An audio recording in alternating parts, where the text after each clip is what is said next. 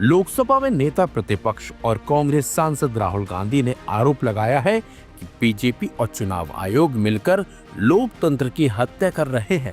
उन्होंने कहा कि बीजेपी के लाखों लोग खुलेआम अलग अलग राज्यों में घूम घूम कर वोट डालते हैं और इस चोरी को छिपाने के लिए सबूत मिटा दिए जाते हैं। यह वोट चोरी व्यवस्था मोदी सरकार का नया सिस्टम है।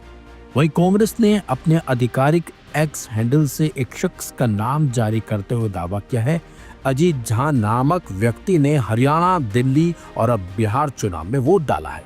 पार्टी ने कहा कि अजीत झा के पिता मिथिलेश झा के भी 3 वोटर आईडी हैं। कांग्रेस ने इसे वोट चोरी का ठोस सबूत बताते हुए कहा यह चुनाव आयोग की वोट चोरी व्यवस्था है। आदमी एक वोट 3। इस वोट चोरी व्यवस्था का पर्दाफाश नेता विपक्ष श्री राहुल गांधी ने अपनी प्रेस कॉन्फ्रेंस में भी किया था। अब वोट चोरी की यह व्यवस्था सबके सामने है। ज्ञानेश कुमार जी, ये सबूत काफी है। राहुल ने यह भी कहा कि यह कोई अलग थलग घटना नहीं बल्कि एक ऑर्गेनाइज्ड वोट रिपब्लिकेशन सिस्टम है। इसमें एक ही व्यक्ति को अलग अलग राज्यों में वोट डालने की अनुमति दी जा रही। कांग्रेस और राहुल गांधी वोट चोरी को लेकर लगातार बीजेपी सरकार पर हमलावर है। हाल ही में उन्होंने दावा किया था कि हरियाणा में बीजेपी ने वोट चोरी के जरिए सरकार बनाई और एक पूरे राज्य का जनमत छीन लिया है। उन्होंने कहा कि बिहार के कोने कोने से आ रही खबरें और वीडियो वोट चोरी के सबूतों की कड़ी को और मजबूत कर रहे हैं।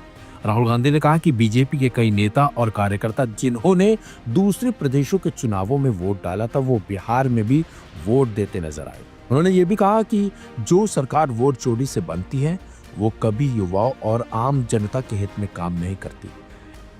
वहीं भारतीय चुनाव आयोग ने हाल ही में दिल्ली उच्च न्यायालय को सूचित किया कि लोकसभा चुनाव 2024 का सीसीटीवी फुटेज अब राष्ट्रीय राजधानी के 7 जिला चुनाव अधिकारियों के पास नहीं है क्योंकि उन्हें नष्ट कर दिया गया है। इसको लेकर भी अब सवाल उठने लगे हैं चुनाव आयोग पर।